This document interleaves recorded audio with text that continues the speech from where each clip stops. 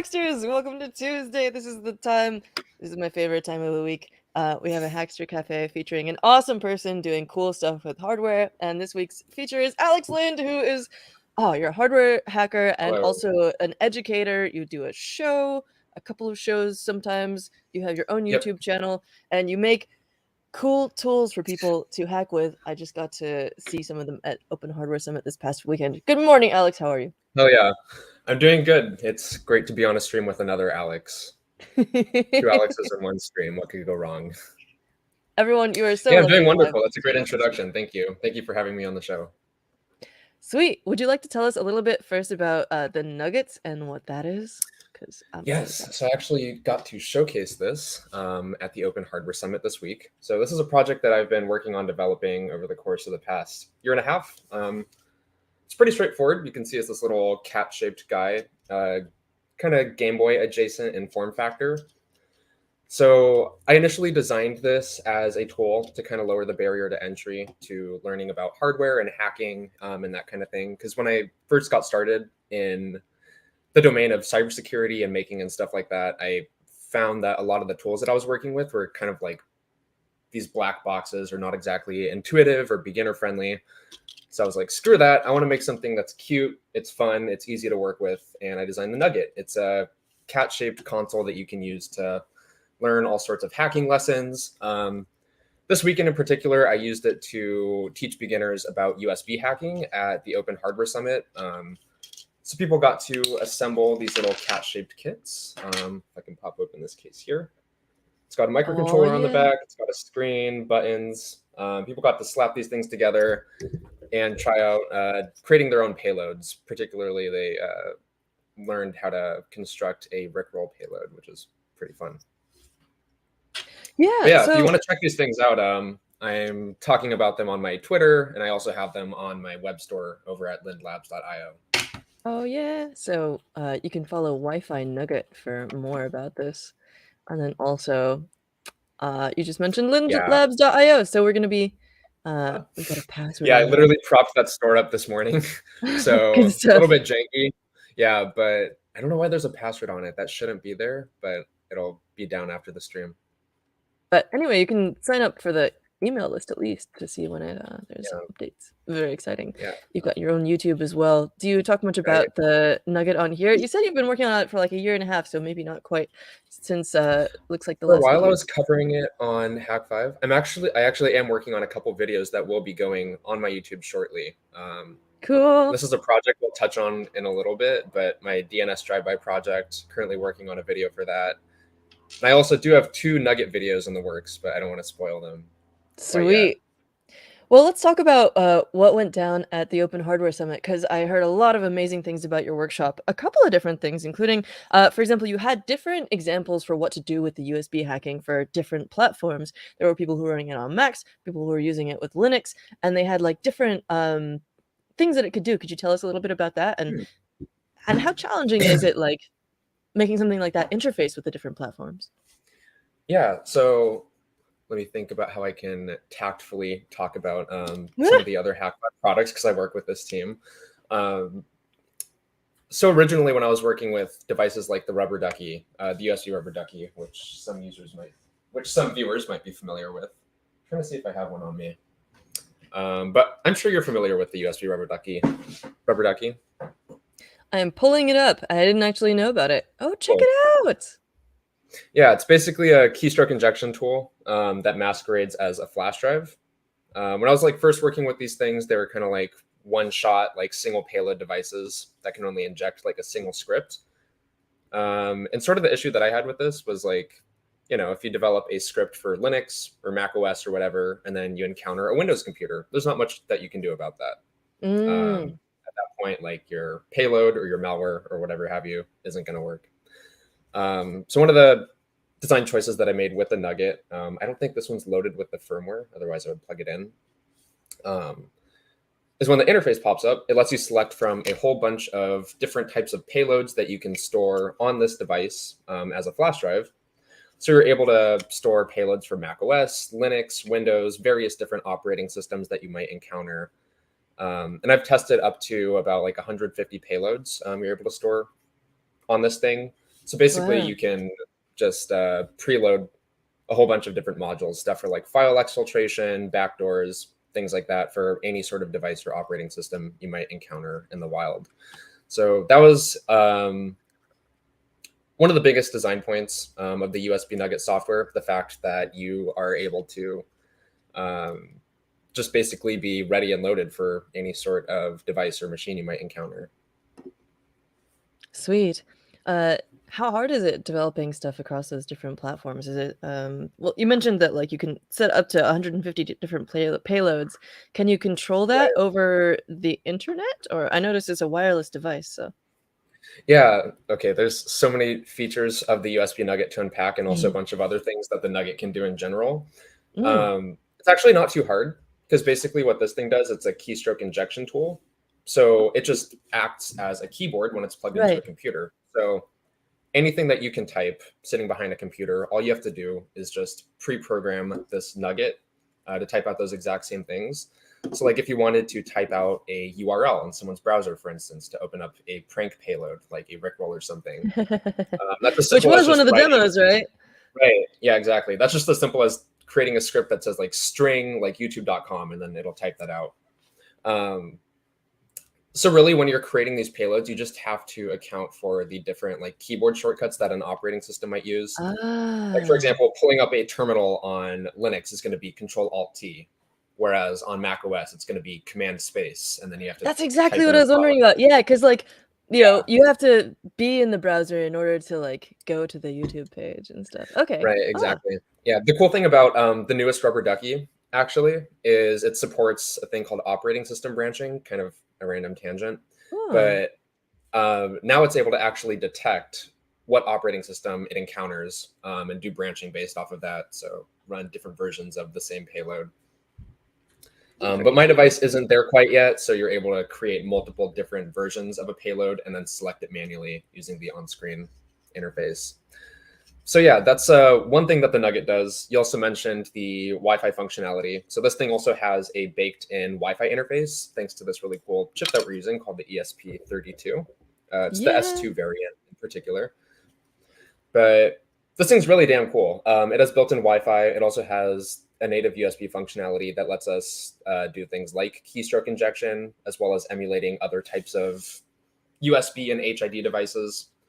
But the Wi-Fi functionality lets this thing host its own Wi-Fi access point, so you're able to connect to this over a Wi-Fi connection and use it to run remote attacks. Mm. And one of the things I'm trying to do with that is also have a client mode where it connects to a Wi-Fi access point, and if you have like a VPN or a remote tunnel, you can trigger payloads like completely at a distance. Wow.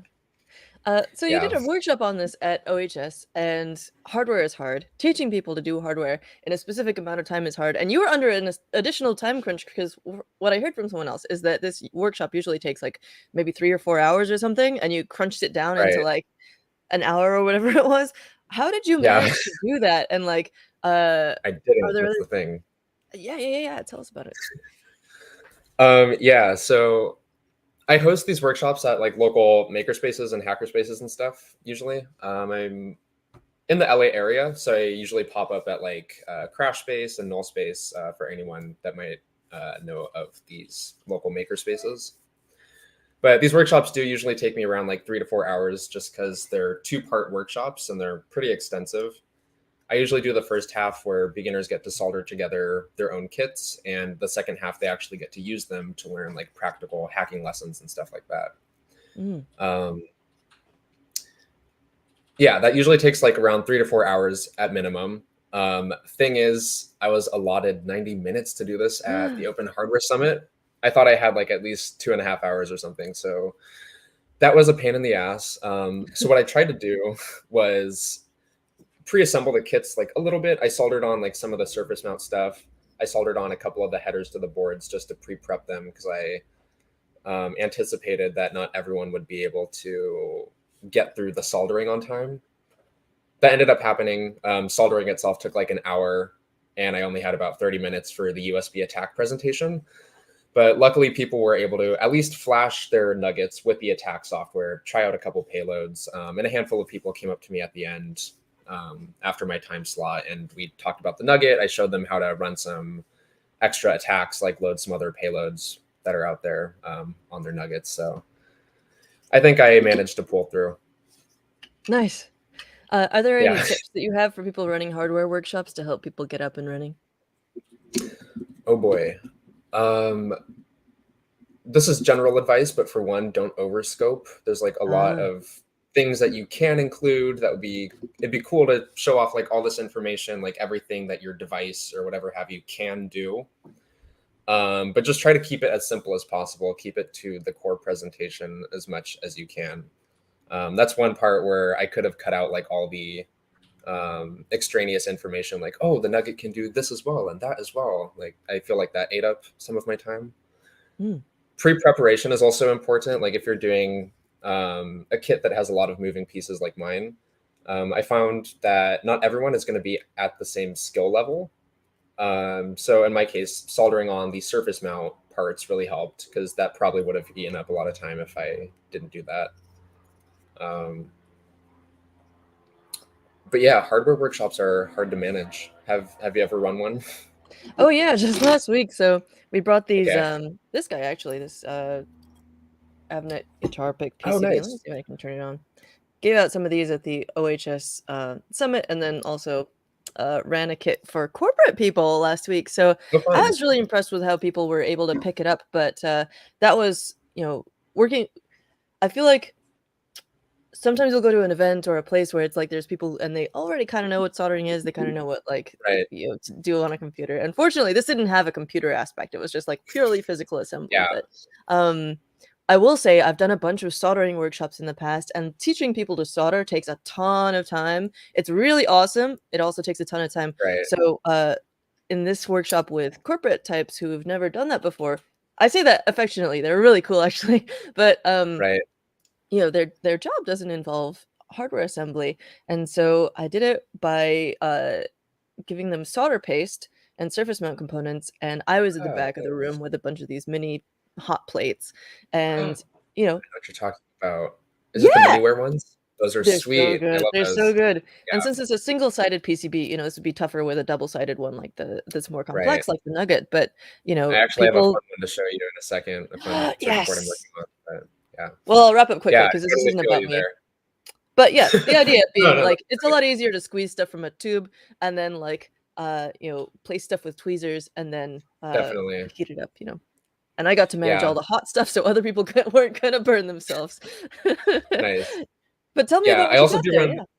uh, I also do run a couple iterations of my workshop as well, as you mentioned. Yeah, that's interesting because I do host workshops for like companies sometimes that just want me to run like a little like thing where everyone gets to mingle and like play around with like hardware or whatever.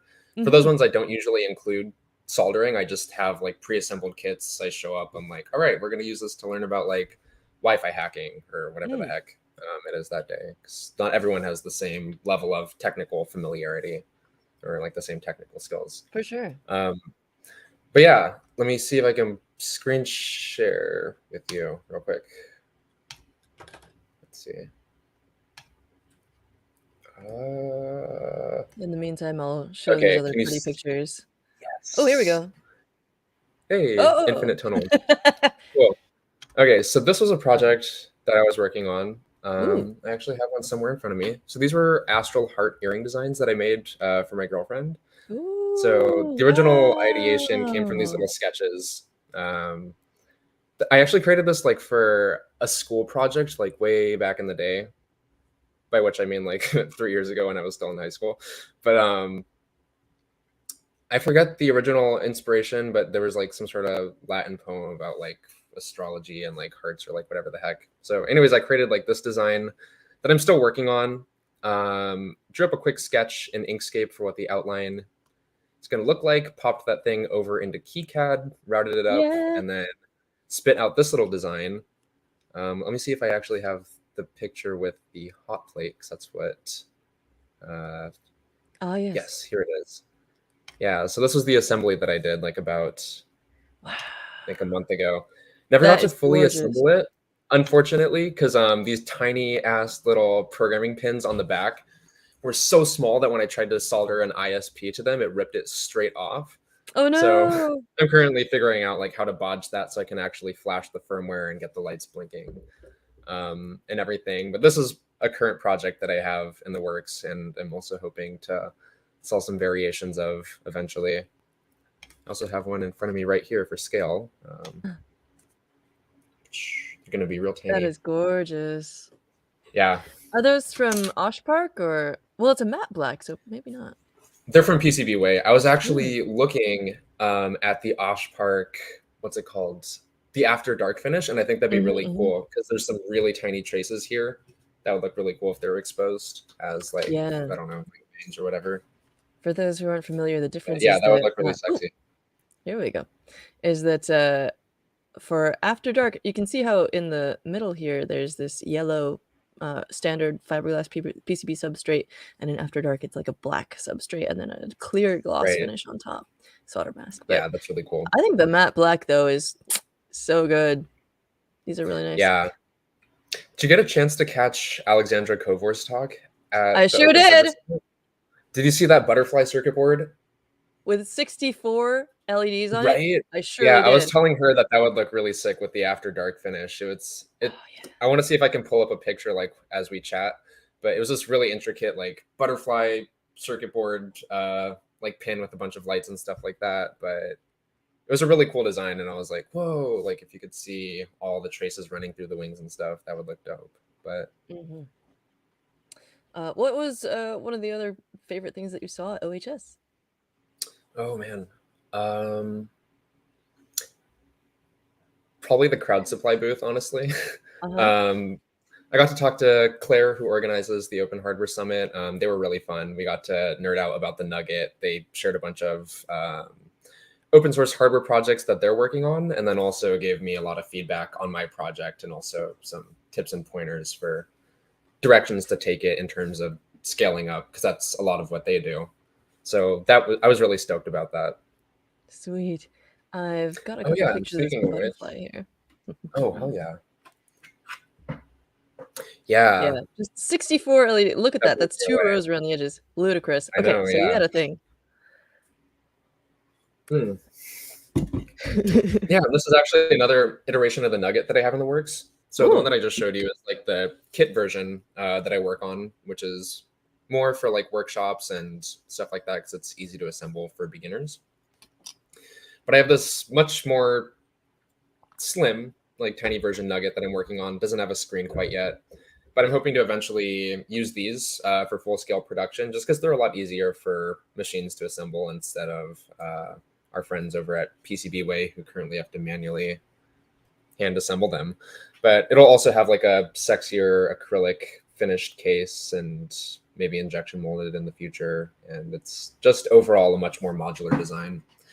And one of the key things that I did with this design also was implement Quick Connect, so you can interface with like Adafruit Ah, and cool. SparkFun sensors and things like that. But what I'm hoping to do with this platform is make it something that's sort of like Adafruit Feather adjacent, like develop different hats and modules and sensors that you can stack on top of it, and basically have like little Nugget add-ons that you can use for like war driving, for instance, in a really easy to modify form factor.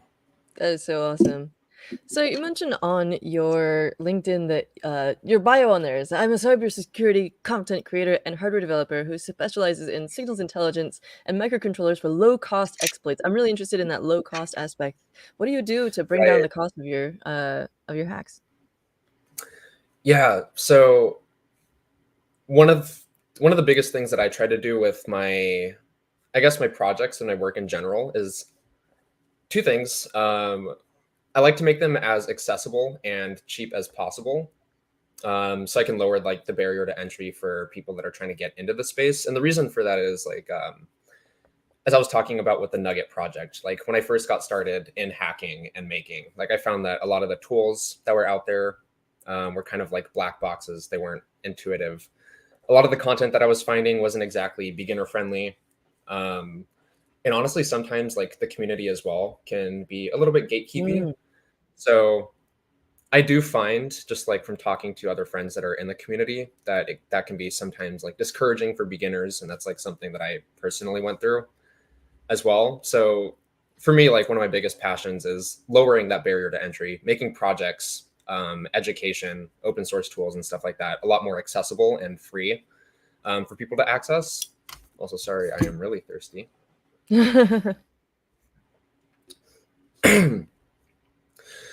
So I'm still kind of exploring that. The Nugget is definitely my biggest passion project in that area, where I'm trying to do like a whole lot of educational stuff with this. It's definitely a great beginner friendly platform. It's just like really intuitive. It's fun to use. It's a fun shape and whatever.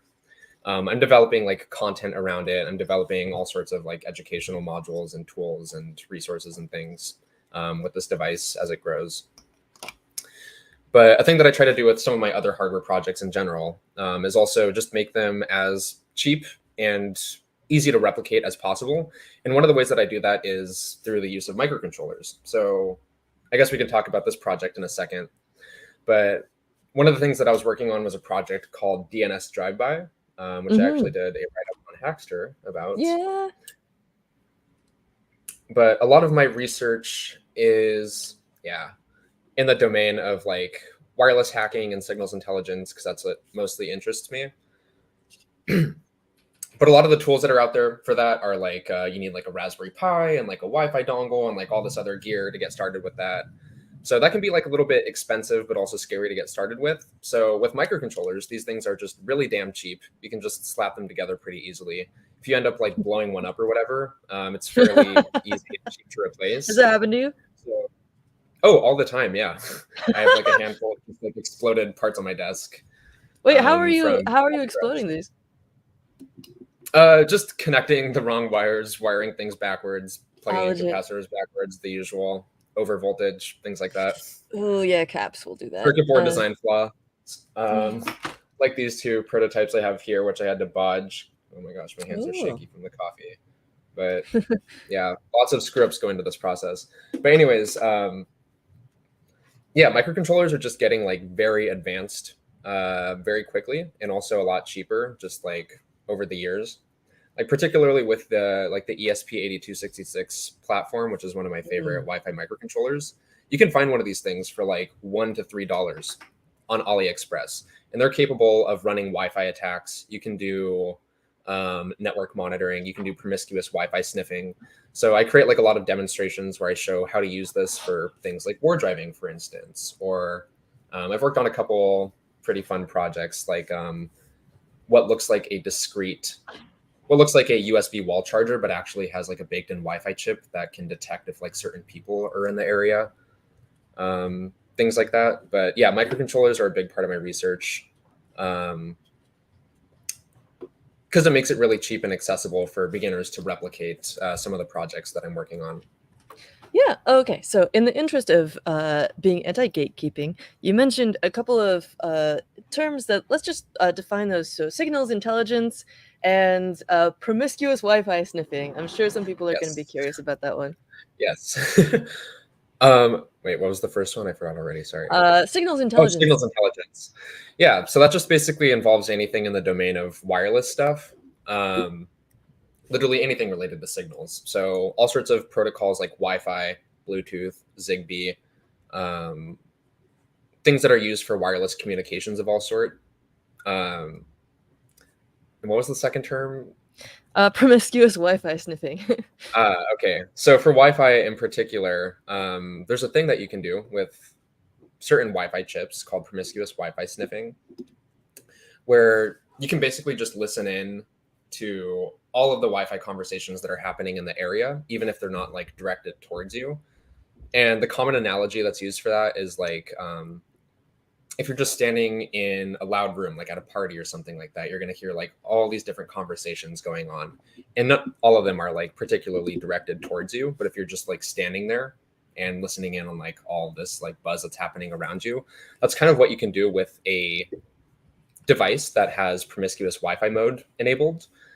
The thing is, not all Wi-Fi chips have this promiscuous Wi-Fi mode baked into them, but for whatever reason, these like $3 Wi-Fi chips, the ESP8266, do have this mode, which is really useful for signals intelligence because this allows you to perform reconnaissance and do all sorts of fun stuff with this. Like for instance, one application for this is proximity detection. So if you wanted to detect if certain people or devices are in the area, if you have this capability to passively listen in on Wi-Fi conversations that are happening, you can detect things like unique hardware addresses that might be nearby. Like for example, if you know like the hardware address of like a Samsung phone or something like Mm. that, you're able to profile for this fairly easily. Cool. Let's talk about the future. So, there's lots of cool stuff that you can do today. Are you afraid of, well, let's put it a different way. There's so much interesting stuff going on, and you can confront Oh, it whatever definitely. way you want to. There's new stuff coming around out, especially in the world of cybersecurity around quantum computing. Lots of stuff happening right now in every field with AI. I'm curious about Oh what you're yeah. seeing as the future, the most interesting stuff that you've found out recently in that's going on in the security field with IoT. Oh boy. I'm gonna be honest. I'm gonna be honest. I've been kind of shying away from that. I don't have the best frame of reference for what's developing with like all that AI stuff and quantum computing. Some of that scares me, to be honest. Mm-hmm. Um, I Same. do. I do kind of hear that new age like platitude where people are like, "It's not AI that's going to replace you. It's someone that's using AI." And I'm not Uh, really sure how I that feel helps so about much. that. Um, Yeah, I do think in some sense it is going to lower the barrier to entry for sure. For like indie companies and small creators and developers that are like trying to bring a project up to scale or to market if they don't have like a full graphics team or like whatever the heck or like enough money to put behind like the marketing side of things for their projects. Of course, the trade-off though is going to be creativity. I think that kind of sucks like a little bit. Um, because like obviously artists that are doing like creative things aren't going to get as Mhm, much of a spotlight and it's going to be harder for like smaller artists to get gigs probably, so mhm. that kind of sucks. I think my outlook on it as far as the work that I directly do, I see a lot of development work being replaced because a lot of that is honestly just grunt work. But when it comes to new research and development, that's something where at this point AI is mostly just like a synthesis machine. It works Mhm. off models and things that it's seen in the past and then just spits out something that's adjacent to that. But when it comes to new research, um, I think there's still going to be a lot of opportunities for like employment and stuff like that. So I don't think it's going to entirely kill like the job market. Quantum I love computing, that's something that I'm interested in though, for sure. I haven't looked too much into it, but I have seen some scary stuff where like quantum computers can crack RSA encryption and Yep. all these things. So I'm a little bit spooked about that, but I have to do more research there. There was a thing you said a moment ago. Was it a synthesis machine? I really liked that. I love these terms that Yeah, sort of take away the like idea that we have anything close to generalized artificial intelligence right now. And really, they're sort of like they are algorithms. They are things that like right. take a bunch of this and output another thing that's kind of like that, and it may be right, it may not. But yeah, really It interesting is concept. scary that it passes the Turing test though, and also that it um ChatGPT like passed the bar, the SAT, like a whole bunch of other stuff. Like that worries me a little bit when it comes to like education and how it's going to be used for like cheating and stuff. Mm. I haven't given like so much thought to it. There's definitely a scary aspect to it for sure, though. Mm. So as someone who builds these types of devices, how would you recommend that someone who is concerned about protecting themselves from hardware hacking? I'm guessing this is something that you maybe address in your workshops as well, perhaps as an extra that like now that you have these skills, how do you protect against someone else who's got these skills and might want to mess with you? Right. In correlation to the workshop that I ran this weekend in particular, I talked about like ways that you can mitigate USB attacks. Mm, So there's a lot of open source software tools that exist for protecting against like these kinds of things. One of which is USB guard. I'm gonna see if I can pull that up. Um, but like with the keystroke injection attacks, for instance, there's software that you can use which allows you to profile for uh, devices like HID devices, keystroke injection devices. There you go, and stuff like that. By just determining if something that's plugged into your computer is typing at like superhuman speeds, which obviously shouldn't happen. And you can also do Right. stuff like USB whitelisting or blacklisting, so only certain types of devices or keyboards are allowed.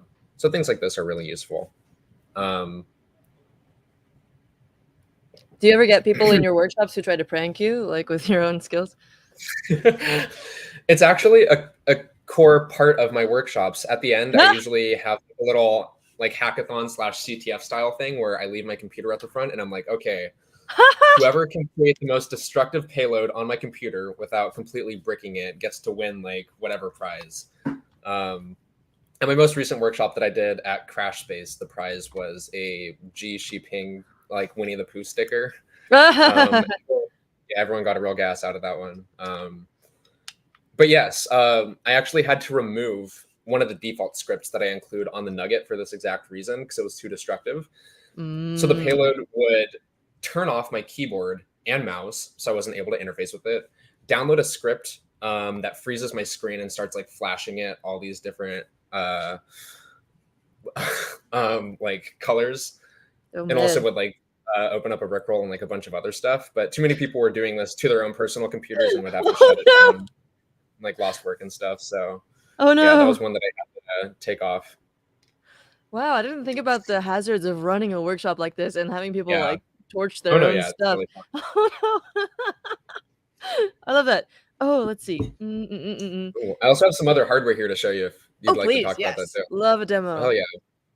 So this was actually it's kind of a janky project. I'll explain what this is in a second. This is a project that I started a while ago, back in middle school with one of my friends. It looks kind of crappy, but this is a key matrix that I pulled out of a calculator. Um, and what I was trying to do with this, so when I actually first got started in like hacking and making and all of that, I didn't have a computer. But I taught myself how to program using a TI-84 calculator, which comes Oh my loaded with gosh. BASIC. Me too. Yeah. Oh, nice. That's awesome. Yeah. So I did a whole bunch of fun stuff with that. I learned how to download and program games. My friends and I developed like a IRC-esque like chat thing that we could do like by linking our calculators together, Wow. stuff like that. Long story short, our teachers got pissed and banned those calculators, and they were like, "You can only use these 6-function calculators now because they can't be hacked." My friend and I took that as a challenge. So what we did was we took apart the calculator. We found that they had these little probe pads on the back that interface with the key matrix. Uh-huh. So the first proof of concept that we came up with, we're like, okay, what if we could intercept the keystrokes from these calculators, feed them to a microcontroller as a man in the middle, and then have that manipulate like the on-screen like alphanumeric text. So the first thing we did was we loaded like a very basic equation solver for like the quadratic formula where it would intercept like certain key presses, and then if you typed in like a secret code, it would like spit out the results for you. That's about as far as we took it. We also created a program that used the Caesar cipher and also like A1Z26, like a really basic cipher where like letters are turned into numbers. So like A is 1, B is 2, C is 3, so on and so forth. And use that to output like certain like text that we had pre-stored on the calculator, for research purposes, of course, not for cheating. Yeah, but that's something that we're revisiting now, and we're also trying out like Wi-Fi functionality on these 6-function calculators to see if we can like query certain APIs like Wolfram Alpha to get it to run like more complex equations, and possibly even like a really really crappy chatbot. But that's something that I'm revisiting this week with my current roommate, and we're trying to see how far we can push this. Amazing. Yeah, The secret code in the calculator thing is just that's ridiculous to me. That's amazing. I love it. yeah, yeah. And I'm you've working got on a all the bunch of really weird stuff. so cool. I wanted to point out that you do have a somehow I missed this before, the Yes, dedicated USBnugget.com website where damn you can right. find this thing. Yeah, you can see the interface there finally. Yes, Yeah, so and there's there's a little another. cat themed. It's Yeah. so cute. I adore that, Flipper Zero has this dolphin, you've got this cat going on the Right. screen, there's a little, like, Yeah. sad face. I love it. Yeah. You can really gauge like feedback for how happy or sad your cat is. One of I the just things that I'm working um, on for that is something that's like Tamagotchi adjacent. yes! So I'm working on like a war driving software and like some other stuff like that where there's incentive to keep it alive, so you actually like interact with it. Do you have to feed it Wi-Fi addresses? SSIDs? I haven't. Yeah, I'm. That's a thing that. Have you heard of the Ponagotchi project? No! Oh my gosh. Okay. I'm so Yes. excited. That's something that I'm drawing inspiration from, but that's sort of how this project works. I haven't looked too much into it, but you basically have to feed it like Wi-Fi handshakes. It does like a whole bunch of fun hacking stuff. It interfaces with other little Ponagotchi guys in the area. But that's something I'm drawing Oh, inspiration from and trying to implement on my device as well. I'm gonna pull up the Flipper Zero too because oh, this delights me so much. I did not Yeah. even know about Ponagotchi. Oh my gosh. Okay, and here's Oh yeah, it's so another cute. hacking device with with a little SD card, and it's got a little Great. dolphin thingy, which apparently some people haven't seen. Um, Johnny Mnemonic, which is what this always makes me think of, for reasons that you No, will find out if you watch the movie. I have to see But that. I haven't seen that. oh my gosh, though, yeah, just if you make a Yep. Tamagotchi type thing for this, I will. I'll send one your way. Oh my god! Okay, I've reached the point where I'm literally shrieking. So let's talk about something else. How do you do good Okay, documentation? How about that? awesome. How do I do the documentation? Yeah, how do you do good documentation?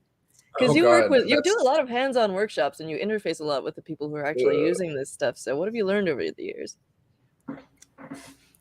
for Hopefully one. something. I learned that if you don't document it, it doesn't exist. That's something Ooh. that I unfortunately learned too deep into the game. So there's we have a handful of repositories on that GitHub that I'm like coming back to and trying to like retroactively add docs to. But I'm just finding that like parsing through my old code, it's all spaghetti. I don't remember how I named certain things. I don't remember exactly what my thought processes were. So one thing that I really wish I did was be less of a perfectionist about the documentation.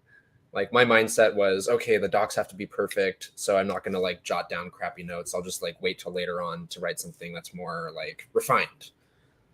That was a mistake. I wish I took like logs or like at least wrote down like some sort of thought process that I had at the time, which would help me like parse through this convoluted mess that I now have behind me. So literally writing down anything helps, even if it's crappy to start with. In terms of creating structured, organized documentation, that's still something that I'm figuring out. Um, but generally, my approach is I try to divorce developer documentation from use case documentation because I find these to be two separate things.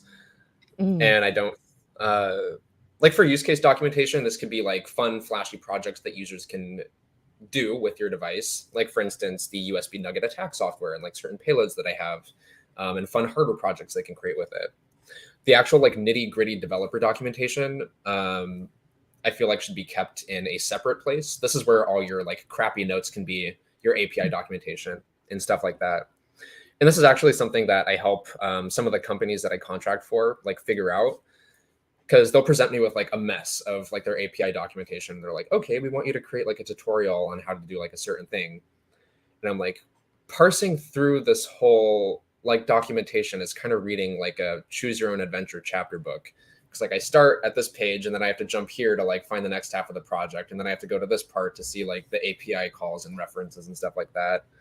So I was like, it'd be useful for people that are approaching this project. This also applies to like open source hardware projects that I see in general. It'd be useful to see some like cool, flashy showcases in one area of your documentation or website, and then the boring nerd stuff segmented off somewhere else. So that's a big part of what I'm trying to do with the current documentation is put all the sexy stuff in one place that's easy for people who don't know what my project is about to find. And then people who do understand how to use it and want to do cool stuff with it and modify it, I'm trying to put that off in a separate silo. So that way it's not this whole like conflated mess, if that makes sense. Yeah, totally. I've been thinking about ways I could do this with like Notion, for example. And since you do contracting, you have your own store up here, lyndlabs.io. Let me pull that up again. Here we go. Which will Yeah, be that'll going be up live soon. soon. Yeah, yeah, yeah. And so you've got contracting, you've got your own company, and you also do a bunch of projects and some open source stuff. How do you keep this stuff organized? And do you have any tips for people who are sort of doing this freelancey, contracty business? On that, definitely taking notes is something that I'm coming around to more. I literally have like a notebook on me at all times, just so I can remember what I'm doing. I don't really have the best advice to give right now because I'm juggling like a whole bunch of stuff. Um,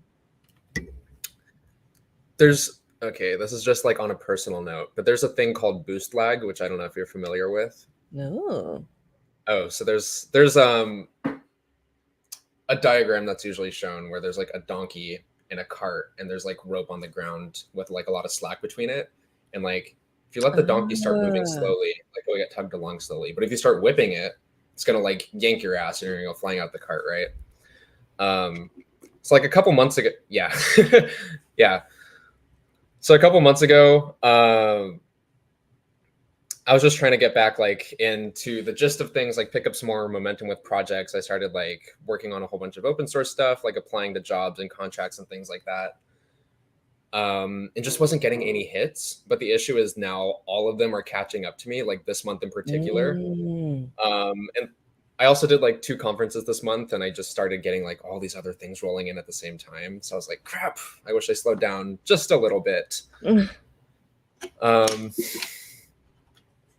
I Yeah, don't we know. got a better Patience view is of that. definitely yeah, patience is definitely a more important thing to practice. But in terms of organization, I guess detailed notes has been the best way for me to elucidate and really keep track of my stuff. I have notes everywhere.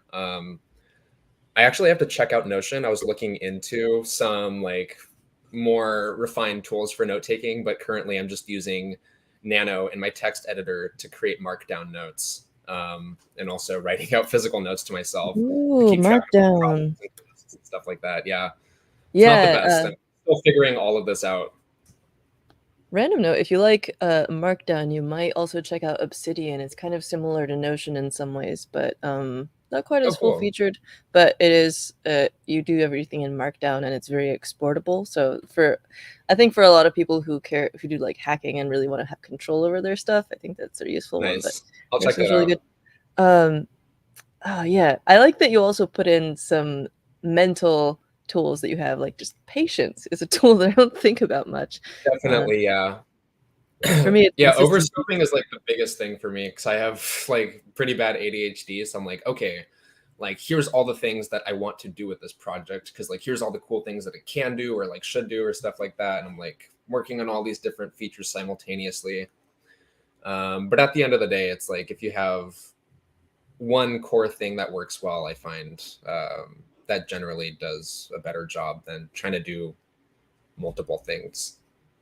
For sure. So let's take a look at this Hack 5 channel that we've talked about a couple times. You do a bunch of videos on here. Tell us about some of your favorite videos that you've done here. Like, what would be a good entry point for someone to get excited Oh, about this? unfortunately, damn. So a couple of my really good videos just got taken down recently, Boo! um, because of the YouTube algorithm and their disposition on ethical hacking and stuff like that. Two of Ah, my favorites, though, one of them was called war shipping. So, are you familiar with war driving? You yeah. probably are. Yeah. So, for people that might not be familiar with this, it's one of my favorite reconnaissance techniques. It involves taking a Wi-Fi enabled device and also a GPS enabled device, slapping them together, and you can just drive around, walk around, or whatever have you, and basically create a map of wireless devices and networks and things that you pass by. And this is really useful for like retroactive research, or if you wanted to do something like determine every single iPhone in your neighborhood and exactly where they're located, or like every single IoT device that your neighbor might have or something. This is a technique that actually lets you like pinpoint where they're at. Um, Oh, and this is a good segue to the DNS drive-by project, actually, which I covered on Mm. Hack 5, which got taken down, unfortunately. Ugh. But I find this really useful and fun. And there's people that compete in war driving. There's like an app that you can get on your phone called Wiggle, which allows you to just drive around and collect like wireless devices, and you get like these cool stat reports and whatever have you. But I had this idea where, okay, what if I could create a device that was like cheap and disposable enough that I could like slap it on a bus or a neighborhood cat or something, have it go around, like collect this information for me, and then automatically phone home with it. Mm. Instead of like me having to go out and like skate or like drive around and stuff. Oh wait, This I is digressed from worshipping, but I'll talk about that in a Yeah, second. yeah, let's come back to that in a second, actually. Yeah, So you're talking about war driving.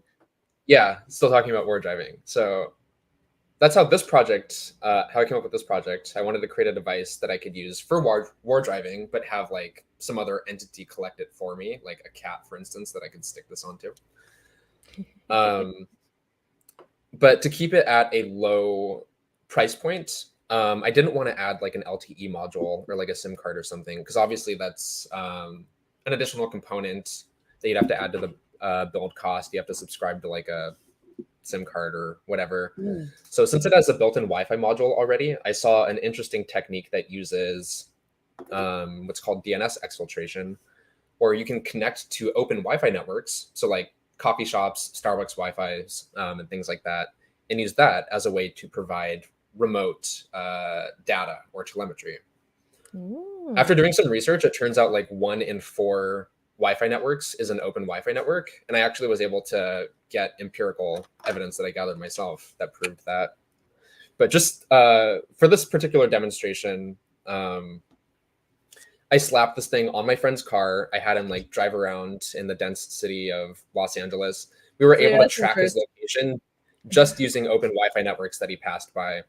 But I'm currently working on another demonstration, which will appear on my YouTube channel probably within the next week or two, which I don't want to spoil quite yet. Okay. But There's so yeah, much to that's dig we're in driving here in a already. nutshell. Yeah, that was a really fun project, and that's also kind of a good, I guess, demonstration of what I'm talking about when it comes to lowering the barrier to entry for Mm. security research and making like resources more accessible. Like with this project, there's a lot of like nitty gritty nerd stuff that I could have talked about, like DNS exfiltration and all these other like boring, nebulous, like hacker things. But what I tried to do with this project was make it like fun, engaging, and flashy. Because saying like, oh, this $10 like GPS tracker um, uses only Wi-Fi and it could be like tracking you like or whatever. That sounds like a lot more cool than talking about like some nebulous like hacking stuff that would go over people's heads. Yeah, I mean, I feel like at least in our community, it depends on the audience you're going for, right? Because Right. like in like the OHS demographic and stuff, it's like, oh yes, give us the deets, give us the Oh, hit us with totally. Yeah. the jargon. But Yeah. then if you're trying to get something that like you said, lowering the barrier to Raise entry, people who awareness. don't already know Yeah. about this stuff, like it will Yeah, possibly be definitely. And that's interesting. where I also have like a separate secret blog that talks about like some of the more nitty gritty details.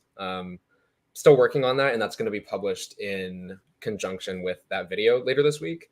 But for people that do Ooh. want like all the nerd details, that's where I like to keep that a little bit separate. But yeah, I think this project attracted like a good number of views, and I feel like it's just because of that like clickbaity title. Mhm. Oh, man. So I'm gonna stay tuned for that secret blog. You're just calling that obviously makes me want to, like, dig into it.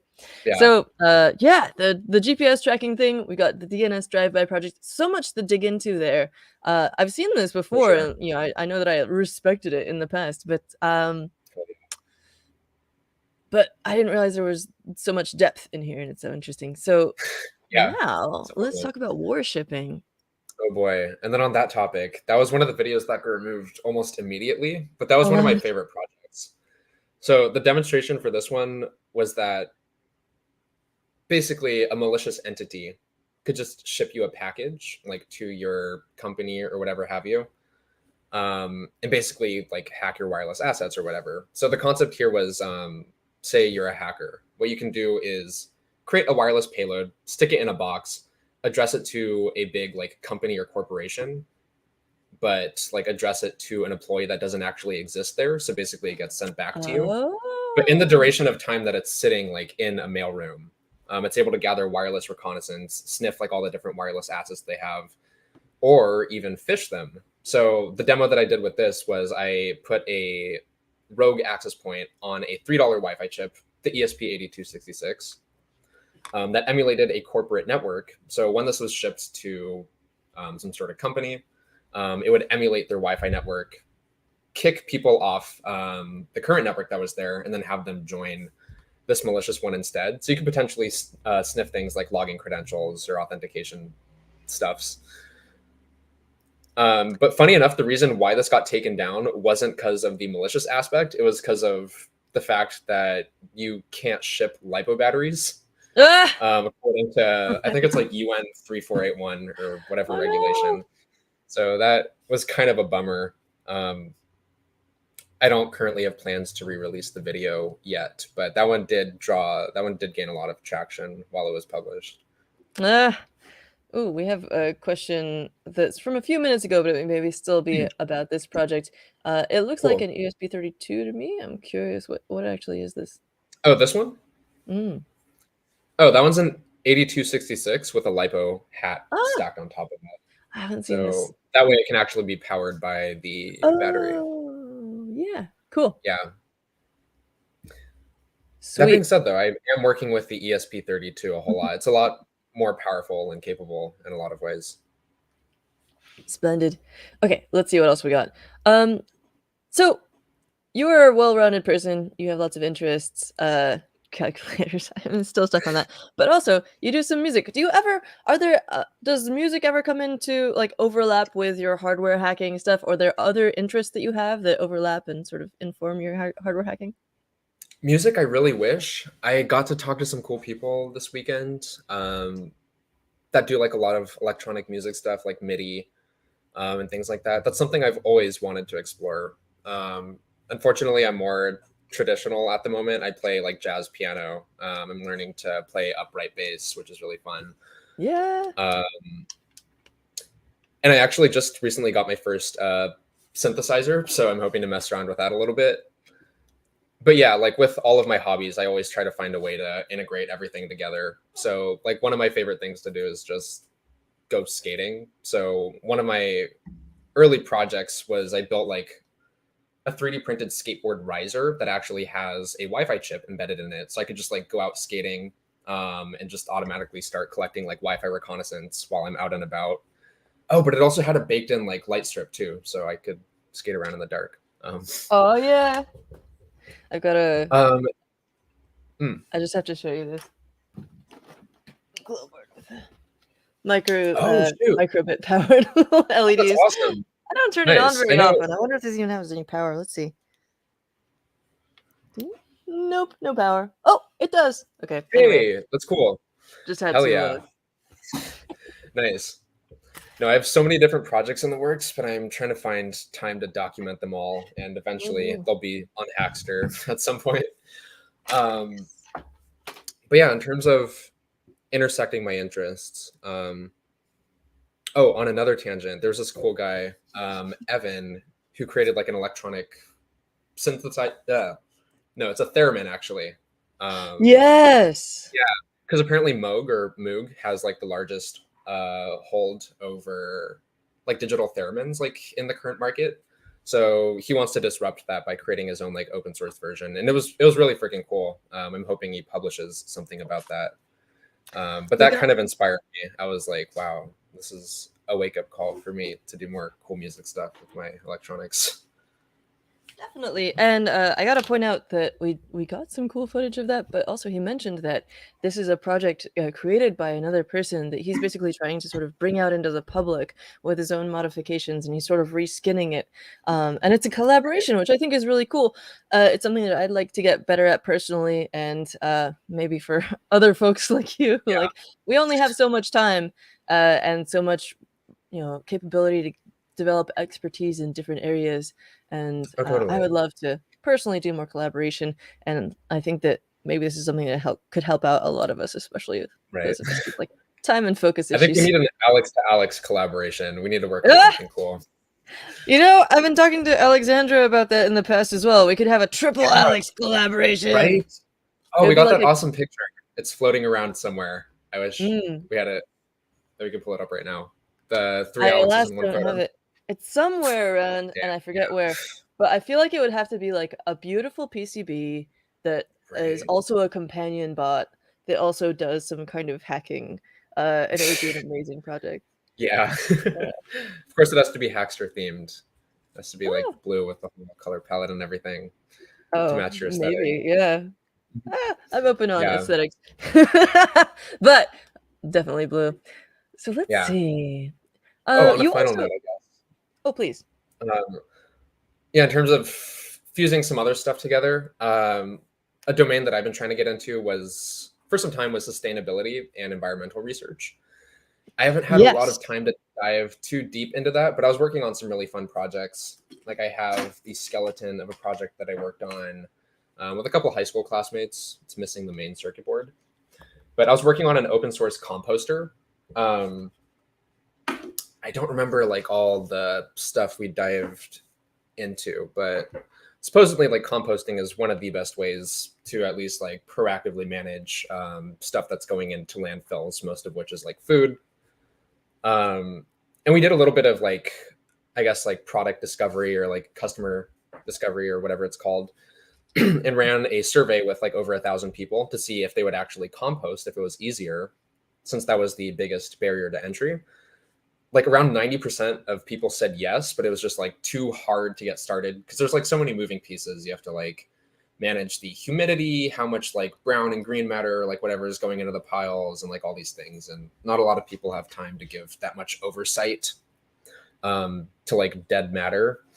So we Mm. created an IoT project um, that uses machine learning. And sorry, I'm using like a bunch of buzzwords here, but it's basically this thing that you can slap like on a compost tumbler that you can find on Amazon for like $50. It has a whole bunch of integrated sensors for measuring like humidity, soil moisture, pH, ambient temperature, stuff like that. And we were able to tune like a couple machine learning profiles that were able to generate like optimal compost, alert the user like when they needed to add like more of certain types of materials or scraps or things like that to just facilitate the process and make it easier for people to get started with composting, basically. So that was a really big passion project of mine that I had to put on pause because I started doing uh, some other projects like in the wireless domain. Um, but yeah, that's something that I'm hoping to get back into. Sustainability and environmental oriented stuff has always been a really big interest of mine. Yes. Awesome. So I wanted to pull up Evan Kahn's. It Mm. turns out he's posted on YouTube about his theremin, and I got to try this thing out at OHS. It was just Oh amazing. yeah, It is a collab. We'll have more info coming out about that soon. We're coming to the end of our time, but I wanted to focus on the future a little bit more. So you're going to be going to Hardware.io, is that right? damn right. Yeah, so that'll be cool. Um, I'm still talking to I think I forgot his name on Trix. I think the organizer of the event. He's trying to Mm, get me set up with a little booth there. So I might be hosting something USB hacking, Wi-Fi hacking related. nice. So I'll definitely be at the conference. It's up in the air what I'm going to be doing there exactly. Around the same time, though, I'm also going to be hosting a workshop at Noise Bridge. So if Oh, anyone is in the area, there will be that. I'll pull this up. Yeah, Noisebridge being the San Francisco. There's a bunch of hackerspaces in the Bay Area, but Noisebridge Yeah, is perhaps the best known, and perhaps the oldest as well. But we also did a shout out earlier to Crash Space and Null Space, nice. which are both in Yep. LA. So yeah, hackerspaces. If you're Oh in the yeah. Bay Area, check out that. Um, Also, I want to go through your links one more time. You've got your personal website here, which is linked in the description. We'll be putting lyndlabs.io on there as well. People should stay tuned for that. You've also got a Yep. secret blog coming, and also Yeah, more more content videos to from come to Nugget. Hackster too. Yeah, more videos coming out soon around the various wireless projects I'm working on. 2 Nugget videos in the works. Then, of course, my web store. I saw some people asking where they could buy some of my products. So the Nugget is up there. I don't know why it's password protected, but yeah. Ah, strange. Well, who knows? Who can say? But we've also got your YouTube channel. We've got your Twitter. We've got Hack5, where you've got a bunch of cool videos on here as well as other people. Ooh. Trust your technologist. I saw a cool T-shirt Yep. with that one. OHS DNS drive-by. Find that in the description. And also, you can learn a little bit about. Go see this on Yeah. LinkedIn. Uh, the war shipping payload. My professional And face. That's where I post yeah, all the boring stuff. Yeah, if you want the nice, truly very interesting. unhinged stuff, you find me on Twitter. All right, good to know. Wi-Fi Nugget on GitHub, and then also usbnugget.com, which I'll add to the description. Yeah, anything else that you'd like to throw in there before we sign off? Um, this is actually maybe I will spoil my secret project coming up, but I'm working on these little kits for DNS drive-by. Actually, they're a little bit more sexy and easy to put together compared to the previous iteration, which is just like on a little piece of perf board. So this is what I'm going to be demonstrating. There's a whole bunch of cool stuff that you can do with this. But yeah, stay posted for the videos and stuff to learn more, and they will also be available on my store, perhaps. That's very exciting. Are you gonna do two versions again with the kit version and the pre-assembled, or are you gonna start with the kit? I think start with the kit. I don't have. My brain is just like I am managing so much right now that I don't have like a whole lot of thought to put into how I want to like market it or like sell it or like whatever. So for now, it's going to be a developer kit. Like if you want to buy it, you can buy it. If people like it, then maybe I'll put a little more docs and like graphics and like the whole shebang into All that. right, So so buy it if you want to see more development and cool information about this cool thing. And if you like it, you like it. Copyright Alex Lynd, 2023. yep, All right, damn right. sweet. Thank you so much for joining me. What a Yeah, of delight. course. Love talking about this stuff. You have such I a hope I can come fascinating. back on in the future again. This was Oh, fun. yes. Anytime you got something new, feel free. You got the link. And thank you all for joining us. This is my favorite part of the week, and you make it so special. Have a good week and hack on.